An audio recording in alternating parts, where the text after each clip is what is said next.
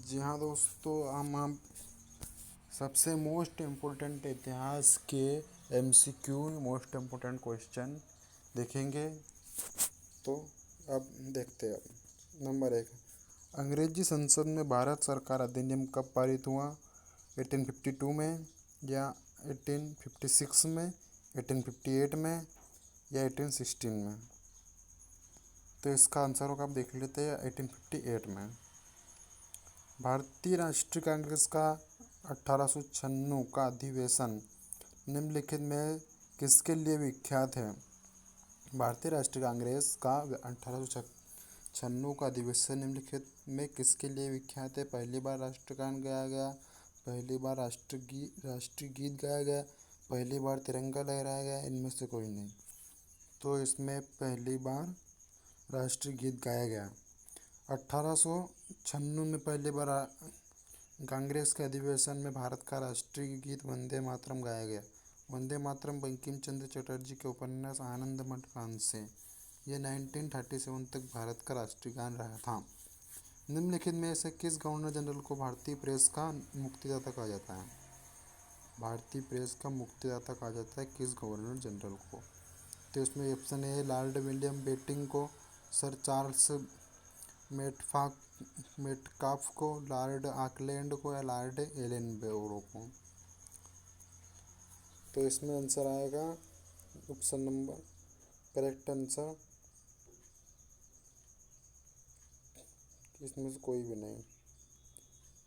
इसमें option number B आएगा, sir Charles Metcalfe 20 मार्च 1835 से 4 मार्च 1936 के बीच भारत के गवर्नर जनरल थे। अब क्वेश्चन नंबर 4, समुद्री व्यापार के संदर्भ में कारताज व्यवस्था का उपयोग किसके द्वारा किया जाता था? समुद्री व्यापार के संदर्भ में कारताज व्यवस्था का उपयोग किसके द्वारा किया जाता था? डचों के द्वारा, फ्रांसीसियों के द्वारा, अंग्रेजों के द्वारा, पुर्तगालियों के द्वारा? देख लेते हैं इसका आंसर। इसका आंसर है पुर्तगालियों के द्वारा। ठीक है। अब आपका क्वेश्चन नंबर 5 पे आ गया, सुरेंद्रनाथ बनर्जी के बारे में निम्नलिखित में से कौन सा कथन सही नहीं है? वे इंडियन नेशनल एसोसिएशन के यह संस्थापक थे। वे कलकत्ता के रिपन कॉलेज के संस्थापक थे। उन्हें राष्ट्रीय चेतना के कॉन्सेप्ट के लिए जाना जाता था। उन्होंने मनमोहन बांस के साथ मिलकर साधारण ब्रह्मो समाज की स्थापना की। ठीक है। तो इसका आंसर आप देख लेते हैं। इसका आंसर डी वाला, उन्होंने आनंद मोहन बोस के साथ मिलकर साधारण ब्रह्मो समाज की स्थापना की। स्वतंत्रता आंदोलन के दौरान रविंद्रनाथ टैगोर ने नाइटहुड की उपाधि किस घटना के विरोध में वापस कर दी थी? ठीक है। तो इसका आंसर तो आपको पता है, जलियांवाला बाग हत्याकांड आएगा। ठीक है। इसका पहला ए ऑप्शन, बंगाल विभाजन, जलियांवाला बाग हत्याकांड, भगत सिंह राजगुरु और सुखदेव की मृत्युदंड, उपरोक्त में से कोई नहीं। तो हम इसका आंसर देख लेते हैं। इसका आंसर बी वाला आएगा, जलियांवाला बाग हत्याकांड।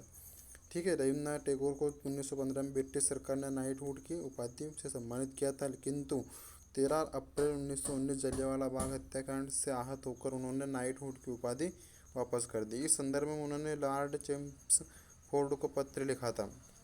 अब प्रश्न नंबर 7वां, मुस्लिमों के लिए अलग मतदाता दल के लिए किस कांग्रेस अधिवेशन को माना जाता है? ठीक है। मुस्लिमों के लिए अलग मतदाता दल के लिए किस कांग्रेस अधिवेशन को माना जाता है? तो नंबर ए कराची अधिवेशन 1913, बॉम्बे अधिवेशन 1915, सी लखनऊ अधिवेशन 1916, डी कलकत्ता अधिवेशन 1917। तो हम देख लेते हैं इसका आंसर लखनऊ अधिवेशन 1916। ठीक है। अब प्रश्न नंबर 8 पे आ गए हैं, भारत में पहली यूरोपीय बस्ती किस स्थान पर स्थापित की गई थी? भारत में पहली यूरोपीय बस्ती किस स्थान पर स्थापित की गई थी? तो इसका ए है कोच्चि में, ऑप्शन नंबर बी चिंचोरा में, ऑप्शन नंबर सी सूरत में, या ऑप्शन नंबर डी चेन्नई में। तो इसका आंसर हम देख लेते हैं, कोच्चि में। ठीक है। अब प्रश्न नंबर 9 पे आ गया, निम्नलिखित में से किस राज्य ने अंग्रेजों को मुक्त व्यापार के लिए सुनहरा फरमान जारी किया?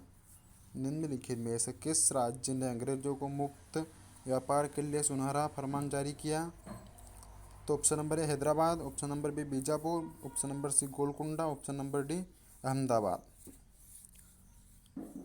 तो इसका आंसर है गोलकुंडा।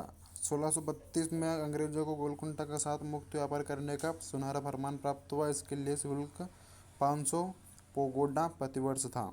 ठीक है। अब अंतिम एंड लास्ट प्रश्न, सलबाई की संधि किस युद्ध से संबंधित है? सलबाई की संधि किस युद्ध से संबंधित है? ऑप्शन नंबर है प्रथम आंग्ल मैसूर युद्ध, ऑप्शन नंबर प्रथम आंग्ल मराठा युद्ध, द्वितीय आंग्ल मराठा युद्ध, द्वितीय आंग्ल मैसूर युद्ध।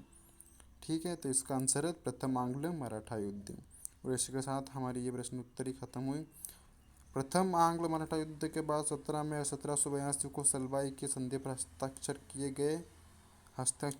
गए थे। इस संधि पर मराठा साम्राज्य के प्रतिनिधियों और ब्रिटिश ईस्ट कंपनी के प्रतिनिधियों द्वारा हस्ताक्षर किए गए थे। इस संधि के द्वारा अंग्रेजों ने सल्जत और ब्रोच पर अपना नियंत्रण कायम रखा। तो दोस्तों, आपको हमारी ये प्रश्नोत्तरी ज़रूर पसंद आई होगी। प्लीज़ इस चैनल को सब्सक्राइब करें और हमारे बेल आइकन दबा दें और लाइक करें वीडियो को।